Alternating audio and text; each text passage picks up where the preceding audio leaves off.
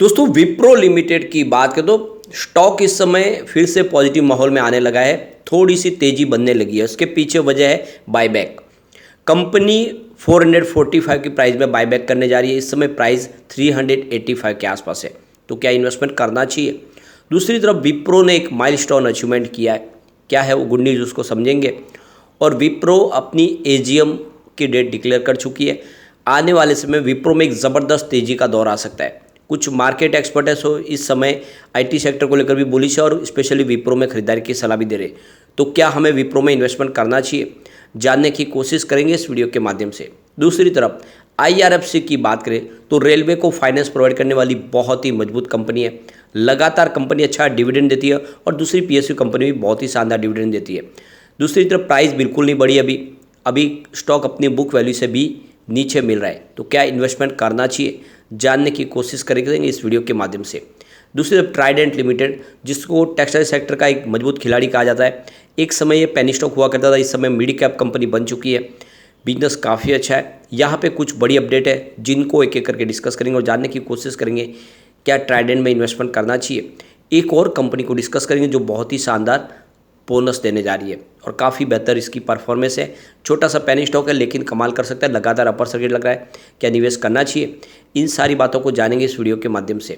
सबसे पहले विप्रो लिमिटेड की बात करें तो अभी लगभग 2 बजे के आसपास का टाइम है। स्टॉक 385 पर इस समय ट्रेड कर रहा है और आप देख सकते हो कि इसके अंदर 0.77% की हमें तेज़ी देखने को मिली है। तो काफ़ी अच्छा लग रहा है इस समय स्टॉक। और आप देख सकते हो कि विप्रो ने बायबैक का जो अनाउंसमेंट किया था, अब उसके लिए यहाँ पे उन्होंने डेट भी फिक्स कर दी है। यानी इसकी जो रिकॉर्ड डेट थी 16 जून थी। तो जिसके डीमेट अकाउंट में 16 जून के पहले शेयर होंगे वही एलिजिबल है इस बायबैक की स्कीम का फ़ायदा लेने के लिए। तो बायबैक के लिए इन्होंने अपने जो विंडो ओपन करेंगे 22 जून से वो इसकी शुरुआत होगी। तो आप समझ सकते हो कि कल से इसकी शुरुआत होगी। 29 जून अंतिम दिन है जिसके बीच में आप चाहे तो बायबैक का बेनिफिट ले सकते हैं। अब कंपनी करीब 4.91% के जो इक्विटी शेयर है वो बायबैक करने जा रही है और आप समझ सकते हो कि इसके लिए 445 की प्राइस रखी गई है। करीब 12,000 को बीच के शेयर बायबैक किए जाएंगे। अब आप देख सकते हो कि करीब 17% का प्रीमियम मिल रहा है इस समय करंट प्राइस से। तो जिसके पास रिटेल पोर्शन में 265 शेयर होंगे वो 62 शेयर अपने बायबैक के तहत स्कीम के तहत दे सकते हैं कंपनी को।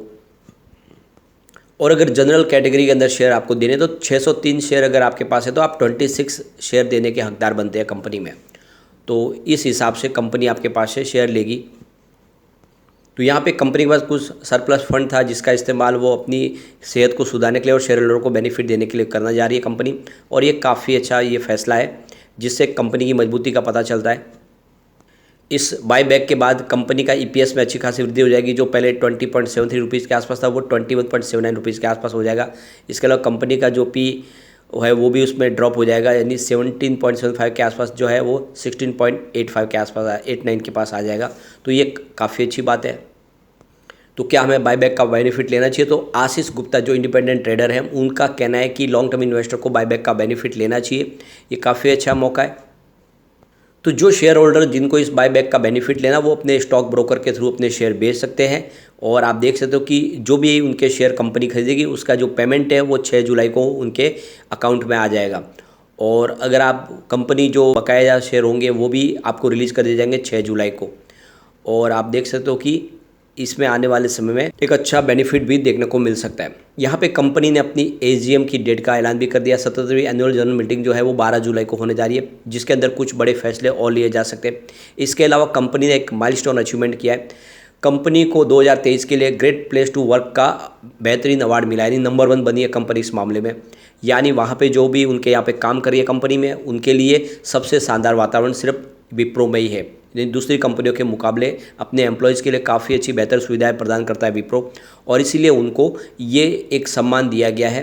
तो सबसे बेस्ट कंपनी निकल के उभरी है 2023 की, जो अपने एम्प्लॉयज़ के लिए शानदार सेवाएं देती है, उनके लिए हर तरह की फैसिलिटीज़ प्रोवाइड करती है। इस वजह से ग्रेट प्लेस टू वर्क के लिए उनको यहाँ पे रिकॉग्नाइज़ किया गया है और ये काफ़ी अच्छी गुड न्यूज़ है। वैसे विप्रो में देख सकते हो काफ़ी करेक्शन भी हो चुका है। आने वाले समय एक ज़बरदस्त तेज़ी का दौर आ सकता है, तो विप्रो में इन्वेस्टमेंट इस समय कर सकते हैं। चलते हैं आईआरएफसी की तरफ। 33.15 स्टॉक की प्राइस है जहाँ पे 0.15% की तेज़ी देखने को मिल रही है। वैसे आप देखें तो 19 रुपये के आसपास स्टॉक था पिछले एक साल पहले। 66% का ज़बरदस्त स्टॉक ने रिटर्न दिया है, काफ़ी बेहतर इस समय रिटर्न देखने को मिल रहा है। अगर आप फंडामेंटल देखें तो 43,283 रुपीज़ का इसका मार्केट कैप है। करंट प्राइस मात्र 33.10 की है, लो इसका 19 का है और हाई 37 का है। तो 52 का हाई के हिसाब से देखो प्राइस लोगों की दुगना हुई है। स्टॉक का पी 6.81 है और इसकी बुक वैल्यू 34.80 है। तो आप ये देख ही सकते हो अपनी बुक वैल्यू से अभी भी आपको नीचे मिल रहा है, इन्वेस्टमेंट बिल्कुल किया जा सकता है। 4.21% का ज़बरदस्त डिविडेंड दिया कंपनी ने। लगातार कंपनी अच्छा डिविडेंड देती है। आईपीओ आने के बाद ही लगभग 4 रुपये का डिविडेंड कंपनी अनाउंस कर चुकी है। इसका आरओसी 5.32% है और आरओई 14.70% है, फेस वैल्यू 10 है। तो फंडामेंटल इसके बहुत अच्छे। अब यहाँ पे एक बड़ी अपडेट निकल के आ रही है, एक तरह से चौंकाने वाली खबर है। जो देख सकते हो 120 वंदे भारत टेंडर, जो ट्रेन का टेंडर मिला था आरवीएनएल और जो रशिया की कंपनी है सीजेएससी, वो कैंसिल कर दिया है। यहाँ पे देख सकते हो ये टेंडर कैंसिल हुआ है और अब कंपनी ने जो फैसला किया है कि वो क्या फिर से टेंडर लेंगे या फिर इसके लिए सरकार की तरफ से नया टेंडर जारी किया जाएगा। तो सरकार की मंशा है कि वो फिर से नया टेंडर जारी करेंगे। तो आप ये देख सकते हो कि मौका जो इनके पास था आरवीएनएल और यहाँ पे रशिया की कंपनी के पास, तो उन्होंने समय से पहले जो अपनी बैंक गारंटी थी वो सबमिट नहीं की, इस वजह से उनका टेंडर कैंसिल किया गया है। तो आरवीएनएल ने रशिया की कंपनी के साथ में जॉइंट वेंचर्स किया था, दोनों मिलके यहाँ पे देख सकते हो कि एक बड़ा यहाँ पे ये जो 120 वंदे भारत का टेंडर इनको हासिल हुआ था, जिसको 35 साल के लिए उसका मेंटेनेंस का काम भी इनके पास था। लेकिन यहाँ पे देख सकते हो कि अब ये जो बड़ी अपडेट निकल के आ रही है कि इन्होंने जो बैंक गारंटी जमा करनी थी 200 करोड़ रुपीज़ वो नहीं की और इस वजह से इनका जो टेंडर है यहाँ पे कैंसिल हुआ है। अब इसमें जो सबसे बड़ी प्रॉब्लम आ रही है, इस आरवीएनएल ने काफ़ी बड़ी यहाँ पे स्टेक मांगे थे इस जॉइंट वेंचर्स के अंदर, जबकि रशिया की कंपनी इसके लिए तैयार नहीं हुई। उनके हिसाब से यहाँ पे दोनों की जो जॉइंट वेंचर है 50-50% होनी चाहिए, लेकिन आरवीएनएल इसमें ज़्यादा स्टेक मांगे थे और इस वजह से भी दोनों के बीच में सहमति नहीं बन पाई। इसके अलावा भी दूसरे रीज़न और निकल कर आए, जैसे कि इस समय जो रशिया यूक्रेन का युद्ध चल रहा है, इसकी वजह से अमेरिका की जो कंपनियाँ दूसरी यूरोपियन कंट्रीज है वो रशिया के साथ बिजनेस करना पसंद नहीं करें और ऐसे में ये जो वंदे भारत ट्रेन के लिए बहुत सारे इक्विपमेंट है, जो पार्ट्स है, वो यूरोपियन कंट्रीज और अमेरिका से आने थे और वो ऐसे में देने से आनाकानी कर रहे और ये भी एक बड़ा रीज़न है क्योंकि रशिया की कंपनी के साथ उनको बिजनेस नहीं करना है और इसीलिए भी उनको पार्ट्स नहीं मिलेंगे। इस करके भी आरवीएनएल को ये जो इनके बीच का जो जॉइंट वेंचर था उसको पीछे हटना पड़ रहा है। अब यहाँ पे फिर से बातचीत चल रही है, चाहती है आरवीएनएल की उनकी स्टेक बड़ी हो तो फिर वहाँ से आसानी से वो इक्विपमेंट ले आएंगे, वहाँ से पार्ट्स उनको मिल जाएंगे, जबकि यहाँ पे रशिया की कंपनी इसके लिए तैयार नहीं है। उल्टा वो यहाँ पे कुछ और अपनी तरफ से नए यहाँ पे इसके अंदर क्लू जोड़ने जा रही है, कुछ और शर्तें लगाना चाहती है और इस हिसाब से लग नहीं रहा कि ये जो टेंडर है आरवीएनएल उनको मिल पाएगा। तो यहाँ पे तैयारी कर लिया सरकार ने फिर से नया टेंडर लाने की, हो सकता है कि इसके लिए कोई नई पार्टी तैयार हो। लेकिन कुल मिला के देखें तो आने वाले समय में यहाँ पे जो सबसे बड़ी बात है कि बिजनेस तो बढ़ेगा ही आईआरएफसी का, क्योंकि फाइनेंस प्रोवाइड करती है इन कंपनियों को। अब यहाँ पे आरवीएनएल की तरफ से 69% स्टेक की यहाँ पे बातें की जा रही है जॉइंट वेंचर्स में, क्या वो मंजूर होगी ये देखना होगा। तो कुल मिला के इसके लिए हमें वेट करना होगा कि क्या संभावना बनती है। चलते हैं हम ट्राइडेंट की तरफ। 33.45 पर प्राइस है, जहाँ पे 0.15% की गिरावट देखने को मिल रही है। लेकिन इस समय जो ट्राइडेंट है वो एक तरह से मल्टीबैगर साबित हो चुका है। कोविड काल में स्टॉक 3 रुपीज़ के आसपास था, इस समय 33 के आसपास है, तो बहुत ज़बरदस्त रिटर्न दे चुका है। वैसे 70 तक जाके आया था, ऊपर के लेवल से करेक्ट भी हो चुका है और इसके पीछे वजह टेक्सटाइल सेक्टर की प्रॉब्लम जो काफ़ी ज़्यादा विश्व के बाजार से निकल के आ रही थी। जैसे कि आप देख सकते हो कि अमेरिका के बाज़ार में जो प्रॉब्लम थी इन्फ्लेशन की, इसके अलावा रशिया यूक्रेन का युद्ध। लेकिन अब यहाँ पे देख सकते हो कि शेर खान की तरफ से अपग्रेड की गई है टेक्सटाइल सेक्टर की रेटिंग को। उनके हिसाब से इस समय आपको टेक्सटाइल सेक्टर में निवेश करना चाहिए, प्रॉब्लम काफ़ी कम हो चुकी है। अब ट्राइडेंट की बात करो, कंपनी ने विज़न 2025 यहाँ पे पेश कर दिया है। यानी एक तरह से देख सकते हो कि जो करंट जो ट्राइडेंट का रेवेन्यू है वो 7,000 करोड़ के आसपास है। कंपनी ने 2025 तक जो अपना रेवेन्यू वो हर हाल में 25,000 करोड़ तक पहुंचाने की यहाँ पे अपनी तरफ से एक इन्होंने कमिटमेंट की हुई है अपनी खुद से, यानी 12% की ग्रोथ के साथ वो आगे बढ़ना चाहते हैं। और 2025 तक ट्राइडेंट का जो शेयर की परफॉर्मेंस देखते हो ये भी 68 तक जाने की संभावना बनी हुई है। तो कुल मिला के जो ट्राइडेंट का विजन है उसके हिसाब से शेयर होल्डर को काफ़ी ज़्यादा प्रॉफिट देने की उनकी संभावना है। तो ये एक मौका है अच्छा खरीदारी का। वैसे अगर आप देखें तो 2025 तक जो ट्राइडेंट की प्राइस है वो 85 से 105 के बीच में रहने की संभावना बन रही है। तो काफ़ी अच्छा लग रहा है, बिजनेस उनका काफ़ी शानदार है, इस हिसाब से इन्वेस्टमेंट के बारे में सोचा जा सकता है।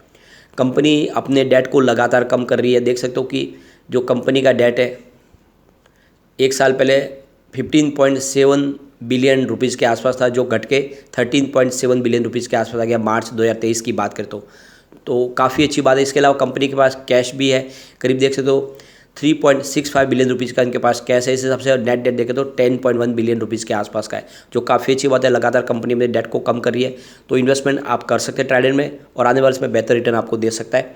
चलते हैं उस कंपनी की तरफ जो आपको बहुत ही शानदार बोनस देने जा रही है। यहाँ पे हम बात करें लीडिंग लीजिंग फाइनेंस कंपनी की, 6.61 पर इसकी प्राइस है, जहाँ पे 4.92% यानी लगभग 5% की तेजी देखने को मिली है। अपर सर्किट लगाए और कल भी अपर सर्किट लगा, लगातार ये अपर सर्किट में स्टॉक चल रहा है। आप देख सकते हो कि पिछले एक महीने में ही 24% का ज़बरदस्त स्टॉक ने रिटर्न दे दिया है। सिर्फ 5 दिन की बात करो 15% की हमने तेजी देखी है, यानी स्टॉक लगातार दौड़ रहा है। जब से अनाउंसमेंट हुई है स्टॉक तेजी से भाग रहा है। कंपनी एक शेयर के ऊपर एक शेयर बोनस देने जा रही है। इसकी एक्स बोनस डेट है 20/7/2023 और रिकॉर्ड डेट भी है 20/7/2023। उसके पहले अगर आपके डीमेट अकाउंट में शेयर आ जाते हैं तो बिल्कुल आपको इस बोनस का फ़ायदा उठाने को मिल ही जाएगा। तो इन्वेस्टमेंट आपको करना चाहिए और बेहतर लग रहा है। इसकी प्राइस काफ़ी नीचे, आने वाले समय एक तेजी का दौर आ सकता है। रिजल्ट भी काफ़ी अच्छा है, दाव लगा सकते हैं। लेकिन फ्रेंड, कोई भी इन्वेस्टमेंट करने से पहले अपने फाइनेंशियल एडवाइजर से पढ़ाई ले ले या अपना खुद का रिसर्च करें, क्योंकि मैंने वीडियो आपके एजुकेशनल पर्पज़ के लिए ही बनाया। वीडियो पसंद आए तो लाइक से जरूर कीजिए और चैनल को सब्सक्राइब कर दीजिए। Thank you friend.